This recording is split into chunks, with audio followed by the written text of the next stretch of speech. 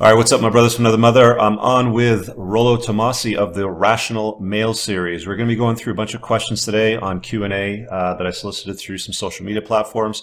Those of you that are familiar with Rollo need no introduction. Those that aren't, I'm going to leave some links in the description below for his work, to his books and to his blog. Rollo's a red pill pioneer and a guy that I can say for myself personally has opened my eyes to the way the world works. And I know he's woken up a lot of guys that have been sleepwalking through their life as well. So we're going to get a bunch of questions today. Leave a comment below and smash the like button and show this to somebody that might need to see it. Next question for you came from a guy that was asked, it's kind of a gender dynamic question. So I want to hear your view on this one. He says, any tips on dealing with the dishonesty about the ability as the IT industry is pumped full of objectively unskilled women to get a gender balance? Put that in quotations. All the old guys are quiet to keep paying their mortgage, and the young guys just want a job. Everyone's silent. It's like they could suggest running the Titanic into an iceberg, and everyone would wait until they leave the room to say anything. I fully support the more nerdy girls, but they are still rare. The view now is that any serious criticism of their ability will end up in HR or being James Damord, fired for not following the culture. That's it. You just had a follow-up to that. So what's your view on that gender dynamic that we kind of live in today's world right now?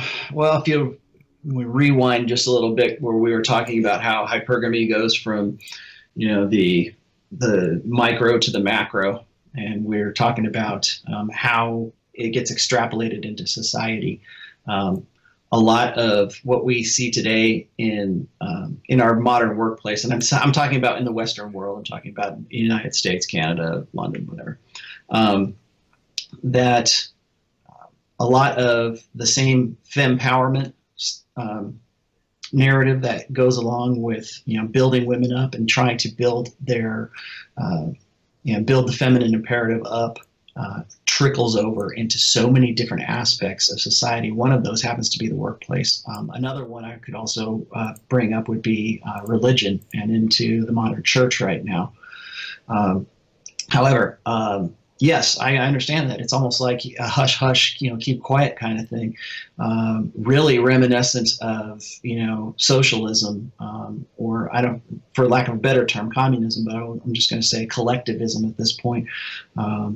Because, again, there is such a risk for men to even, like James Damore, for example, just to even bring up some basic ideas or to be bold enough to speak out and say, hey, things aren't, the emperor has no clothes, is to risk your livelihood. And the guy's right. I mean, you can be in a situation in a workplace where it comes down to a woman and a man, and they're always going to take the woman's side of the argument. They're always going to presume it, and I think a lot of this comes back to how we perceive what we think should be consent and rape culture, or quote unquote rape culture,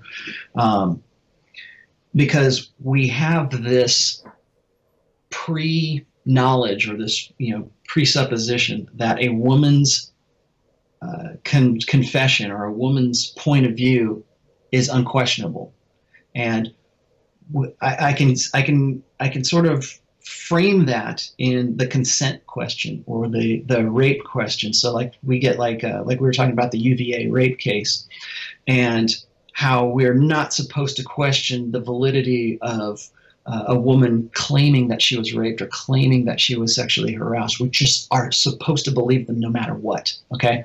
Now, take that and dial it back a little bit, and we just say, well, this woman said one thing and this man said one thing about something in the workplace. If we're just going to believe somebody out of hand, who are we going to believe out of hand? Well, in the back of our head, subconsciously, we still think of a woman's confession or a woman's perspective is always by default the true one until she's proven guilty, whereas men, on the other hand, we are guilty until proven innocent. And I really think that a lot of the conflicts, whether it's, like I say, in the workplace, or it could be in the church, or it's in just society or school, particularly school, we're always going to take a woman's perspective as being more valid than that of a man's perspective. And I have a post called "Could a Man Have Written This?" And I'm looking at, it was way back in the day when I was looking at a lot of these red pill ideas and concepts that were being brought out by women. I mean, Sheryl Sandberg's a great one. Now imagine this. Imagine a man saying the exact same thing that Sheryl Sandberg said, writing it out. I mean, I'm one person, but like imagine a guy going up on stage somewhere at the Oscars and saying something exactly like that, but reversing the genders. That guy would be pilloried.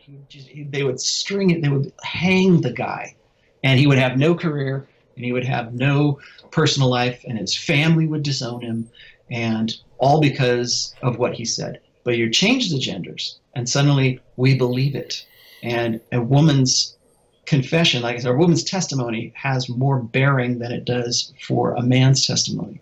And again, I think that really trickles down into the workplace and other social aspects. So just to kind of follow up to that question, would you agree with, have you read The Myth of Male Power? Dr. Warren Farrell. So would you agree with his statements in there that women are the protected sex and men are the disposable sex?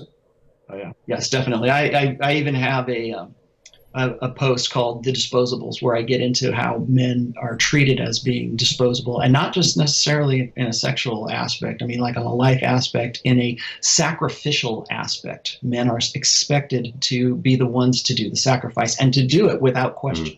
You know, to be the ones to step up. And I mean, that's what the whole thing really. What's manning up? Manning up is just sacrifice. It is sacrificing for something. You know? Perfect. Thanks. All right, Rollo, I just want to thank you for your time today. Really appreciate that. Again, links are in the description below. If you guys have a comment, please do so. Leave something down there, smash the like button, and share this with somebody that might need to see it. Thanks, Rollo.